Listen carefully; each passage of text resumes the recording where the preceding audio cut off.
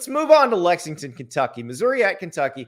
And I'm going to play this. We played it on yesterday's show. This is Mark Stoops on his call-in show on Monday night. And then we got to go do it. The other side of that, the other side, if you want to do that, it's blame, complain, deny, or make excuses. And we're not going to do that. It is what it is. And, fans have that right. I give it to them. And, I just encourage them to donate more, because that's what those teams are doing. I can promise you in Georgia, they bought some pretty good players. You're allowed to these days, and we could use some help. That's what they look like. You know what I mean? When you have 85 of them. So I encourage anybody that's disgruntled to pony up some more. The best part of that answer, if you watch the video, I think, is the local radio host's face as he realized, like, ooh, we got a banger. Like, okay, dude. Which is great when it's your own show, but not when it's the coach's call-in show, because those are not supposed to be interesting. Yes, true. Actually, true. And then the worst part to me here is the whole, I'm not going to make some excuses, but here are excuses. Yeah. Like, I don't love that. But you had a different take on this, Andy. I want to hear. What's your take on this? So mine was, I don't, like, everybody's like, what does this do to the players in the locker room? And I'm like, they just played Georgia. They know how much better the Georgia players are than them. They know this. Yeah, sad, but true. We had Deion Walker on the show last week. Like, Deion Walker would start for Georgia. I'm not sure anybody else in Kentucky would. Yeah. That's the problem. So I agree. You're not wrong. You're not wrong at all there.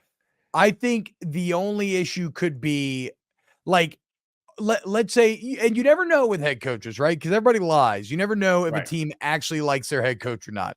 If they like Mark Stoops, then you're right. No big deal. Yeah. It is what it is. We keep moving. If they don't like Mark Stoops, I could see it being a bit of a problem. Yeah. You're a little bit like, you know what? Yeah, F that dude anyway. Sitting here talking about how we're going to win, we're going to do this or that. And the whole time he's just thinking, man, look how much shittier my players are than theirs. Like, and here's where I'd go if I were them. Well, you make all this money and you're saying the fans should dig deeper. Maybe because this is what I keep telling ADs, because ADs keep getting asked by their fans, like, what do I give to? Do I give to you?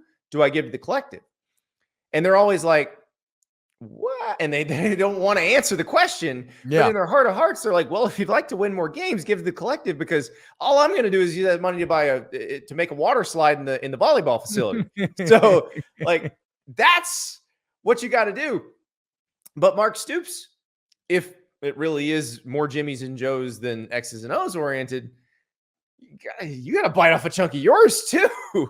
So that is, and it's like, and I wonder, are there, because I've been thinking about it a lot, are there NCAA violations or something to Stoops giving to a collective? I don't know, but even if there are, it's just a real, we're talking about the Southeast, okay? There's not a lot of great state economies in the Southeast. Right. A lot of SEC football fans, blue collar, middle class, whatever you want to call it.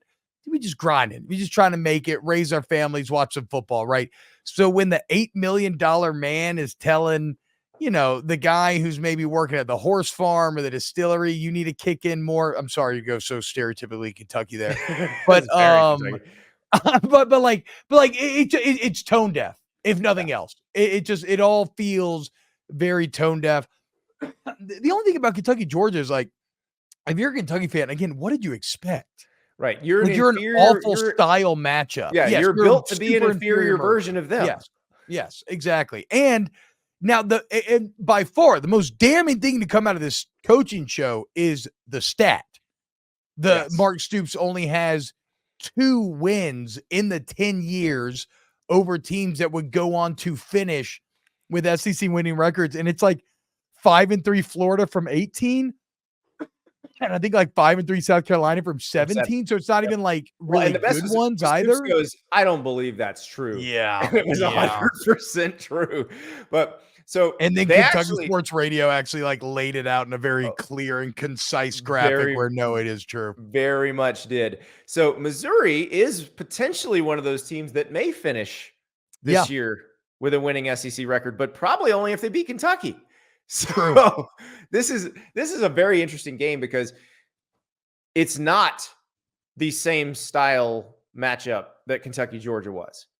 Like, you knew what was going to happen with Kentucky Georgia, but Kentucky's style against Missouri, and you just mentioned what LSU did on the ground against Missouri. Yeah. Kentucky may be able to play very well against Missouri. Now, can you stop Luther Burden is another question. I'm gonna admit to being a prisoner of the moment here. Okay. Because I'm gonna rock with Mizzou. And maybe I've just been snorting too much offense every weekend, but I love what Brady Cook and Luther Burden are doing right now, and it's so much fun. And I think Brady Cook's legit. Yeah. I mean, his receivers kind of betrayed him in that LSU game. So I'm like, he was putting it on him throughout the entire game. Now, he made a couple tight mistakes end dropped finally. 3 passes in 4 Yeah. targets. Yeah, that's what I'm saying. Like they probably had like 5 or 6 drops in total, including like touchdowns. So I like I'm gonna roll Mizzou here. I do think the Missouri rush defense is probably a bit better. Not a bit better. I think it's much better than how it looked against LSU, right? I think that Jaden Daniels kind of made a lot of that happen as well. Right. And that LSU offensive line is the best I've ever seen since I've been covering the LSU Tigers. Like, it's better than the 2019 line. I think it's better than any of them. And then I mean, what's up with Devin Leary? What in the world did Devin Leary, what was he on 2 years ago mentally, physically? He was just in such a zone at NC State, and he is being completely incapable of recapturing it. I thought maybe Liam Cohen would be the key to unlocking that, but that doesn't appear to be the case. So no, I think Mizzou has a big quarterback advantage. Give me the Tigers here. I'm going to take Mizzou as well. And sorry, Kentucky, but this is this could, and the other thing is this could be a one-loss beats you twice situation. Maybe I'm wrong. Maybe Stoops gets them back and they're all right. But that was a tough way to lose. And again, do they like Stoops or not? Stoops or not? Is there a bunch of grumbling going on, or is the belief still there for a Kentucky football team? Also on Kentucky, though, I mean, like, we really don't know what they are. Yeah. I mean, Mark Stoops says he should host his own masterclass on how to schedule awful teams to make sure you get to 8 wins. It's the reason why he was one of the main voices against going to 9 SEC games. It's what's made him get paid $8 million a year. And so I know they had a ranking by their name, but like, are we supposed to be that impressed by beating Florida at home when Billy Napier's 1-6 on the road? And that Florida game is what they're riding on, and we don't know what that means. We really don't. All right. Thank you so much for watching. Just a reminder, subscribe to this channel right here so you never miss an episode of Andy Staples on 3. And oh, by the way, watch all the other great videos on the On3 Sports YouTube channel.